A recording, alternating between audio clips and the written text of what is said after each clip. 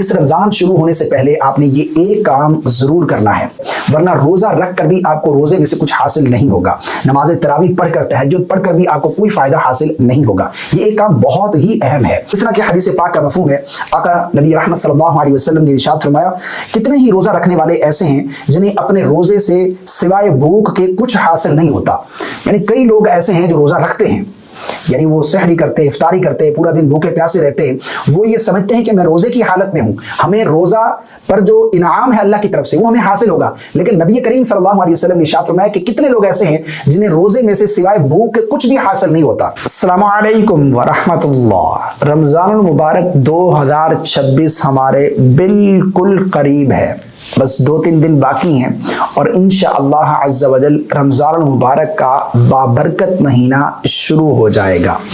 اس رمضان شروع ہونے سے پہلے آپ نے یہ ایک کام ضرور کرنا ہے۔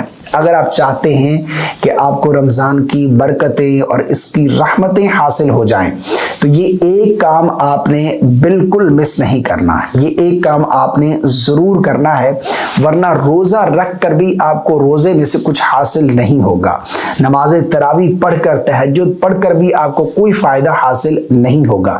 یہ ایک کام بہت ہی اہم ہے جس کی طرف میں آپ کی توجہ دلانا چاہتا ہوں۔ دیکھیں، رمضان یہ بہت بابرکت مہینہ ہے۔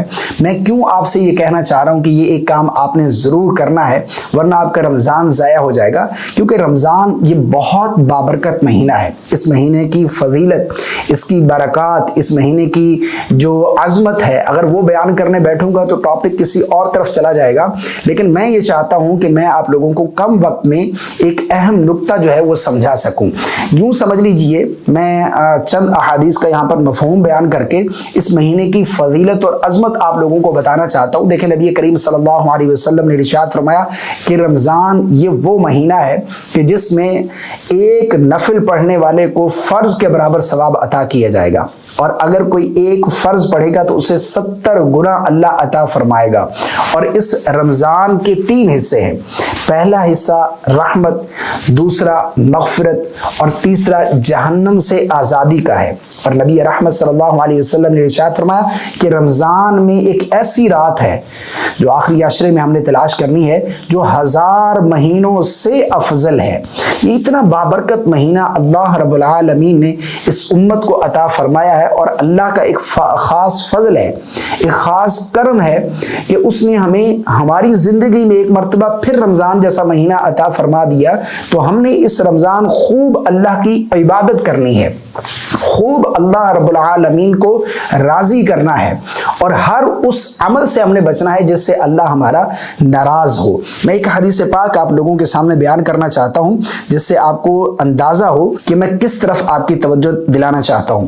جس طرح کہ حدیث پاک کا مفہوم ہے، آقا نبی رحمت صلی اللہ علیہ وسلم نے ارشاد فرمایا، کتنے ہی روزہ رکھنے والے ایسے ہیں جنہیں اپنے روزے سے سوائے بھوک کے کچھ حاصل نہیں ہوتا۔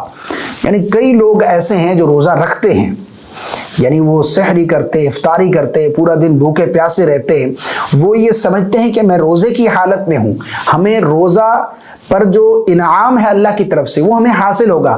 لیکن نبی کریم صلی اللہ علیہ وسلم نے ارشاد فرمایا کہ کتنے لوگ ایسے ہیں جنہیں روزے میں سے سوائے بھوک کے کچھ بھی حاصل نہیں ہوتا، اس پر جو اللہ کی طرف سے انعامات ہیں وہ انہیں حاصل تک نہیں ہوتے۔ اور فرمایا کتنے ہی قیام کرنے والے ایسے ہیں جنہیں اپنے قیام سے سوائے جاگنے کے کچھ حاصل نہیں ہوتا، یعنی وہ ساری رات قیام کرتے ہیں، نہ ان کی قیام اللیل مس ہو رہی ہے، نہ ان کی تہجد مس ہو رہی ہے، لیکن انہیں سوائے کے کچھ بھی حاصل نہیں ہو رہا۔ اب اس کے بارے میں علماء نے لکھا ہے کہ نبی کریم صلی اللہ علیہ وسلم نے یہ جو ارشاد فرمایا کہ کتنے روزہ دار ایسے ہیں جنہیں روزہ رکھ کر بھی انہیں کچھ حاصل نہیں ہوتا سوائے بھوک کے، تو اس کے بارے میں علماء بیان فرماتے ہیں کہ وہ جو روزہ رکھ کر گناہ نہیں چھوڑتا، اسے روزے میں سوائے بھوک کے کچھ بھی حاصل نہیں ہوتا۔ اب ہوتا یہ ہے کہ ہم روزہ بھی رکھ رہے ہوتے ہیں لیکن گناہوں میں بھی مبتلا ہوتے ہیں، اور ہم انہیں گناہ سمجھتے نہیں ہیں۔ افسوس کی بات تو یہ ہے کہ گناہ کر کر ہم انہیں گناہ سمجھتے ہی نہیں ہیں۔ جس طرح کے جتنے بھی یہ موبائلز وغیرہ ہیں ہم استعمال کرتے ہیں، کئی لوگ ایسے ہیں جو سیریز دیکھتے ہیں روزہ رکھ کر، جو ڈرامہ دیکھتے رہتے ہیں کہ ٹائم پاس ہو جائے، وقت گزر جائے، تو یہ کیا دیکھنا جائز ہے؟ गुनाह है, और गुनाह जो है ये ऐसा गुनाह है कि जिससे आपके रोजे पर जो अजर है आपको मिलना है वो ज़ाया हो रहा है। उलमा ने लिखा है कि जिन अय्याम में अल्लाह की रहमतें नाजिल होती हैं और अल्लाह अजर बढ़ा देता है, तो फरमाया कि उन अय्याम में गुनाहों की संगीनी भी बढ़ जाती है, उन अय्याम में गुनाहों का वबाल भी बढ़ जाता है। तो हमें गुनाह नहीं करना चाहिए, गुनाहों से बचना है। यानी मोबाइल फ़ोन हो गया, कई लोग ऐसे हैं जो, बल्कि नौजवान नस्ल को मैं मतवज्जे करना चाहता हूँ कि ये जो आजकल कल्चर बना हुआ है, फ्रेंड्स, गर्लफ्रेंड्स, ये बॉयफ्रेंड्स, इससे आप बाहर निकले। बल्कि मुझे वाकया याद आ रहा है, मैं कहीं ट्रैवल कर रहा था रमज़ान में ही, तो सुबह का वक्त था, मॉर्निंग में मेरी साथ वाली सीट पे एक नौजवान बैठा है और वो ये जो है वो फ़ोन कर रहा है, मेरे शोनू ने खाना खा लिया, सहरी कर ली, रोज़ा रख लिया, हाँ मैं वो हो गया।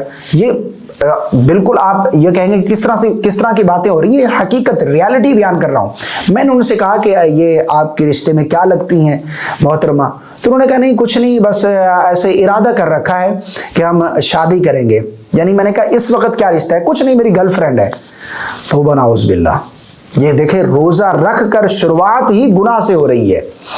यानी ये चीजें वो गुनाह समझते ही नहीं है। तो इस नीयत से आप इन गुनाहों से दूर हो जाएं कि अल्लाह मैं तेरी रजा की खातिर ये मैंने कदम तो उठा लिया है, अब इस पर इस्तिकामत तूने मुझे अता फरमानी। और देखिएगा कि पूरा साल इसकी बरकतें आपको हासिल होंगी। जितने भी गुनाहों वाले आलात हैं, गुनाहों में मुब्तला करने वाले हैं, यानी अगर मोबाइल फ़ोन पर कोई इस तरह के लोगों को आपने सब्सक्राइब कर रखा है, जिस तरह के ड्रामा सीरीज चलती हैं या फिर इस तरह की चीज़ें जिनमें, बल्कि नाते भी इस तरह की आपने नहीं सुननी, मैं आप लोगों को बताना चाहता हूं, जिनमें म्यूजिक इस्तेमाल हो रहा है। आजकल तो गाने में और नात में फर्क ही महसूस नहीं हो रहा। तो इस तरह की नातों से भी आपने बचना है। आप सुने, कुरान मजीद की तालीम हासिल करें, कुरान मजीद का तर्जुमा सुनें, उसको पढ़ें, कुरान मजीद अपना इंस्टॉल कर लें, उसकी तिलावत करें। अगर आप कहीं ट्रैवल करते हैं, ऑफिस में हैं, जॉब कर रहे हैं, तो वहां बैठकर आप कुरान मजीद की हर वक्त आपने कुरान मजीद की तिलावत करनी है और कोशिश करें कि तर्जुमे के साथ पढ़ें। एक आयत भी अगर आप डेली तर्जुमे के साथ पढ़ लेते हैं तो आप सोचिए कि इसका आपको कितना ज्यादा फायदा हासिल होगा। और ये चीजें हमने इस रमजान में अप्लाई करनी है। तो हमें इस रमजान को इस तरह गुजारना है कि शायद ये हमारा आखिरी रमजान हो। हमने अल्लाह को राजी करना है, गुनाहों से बचना है।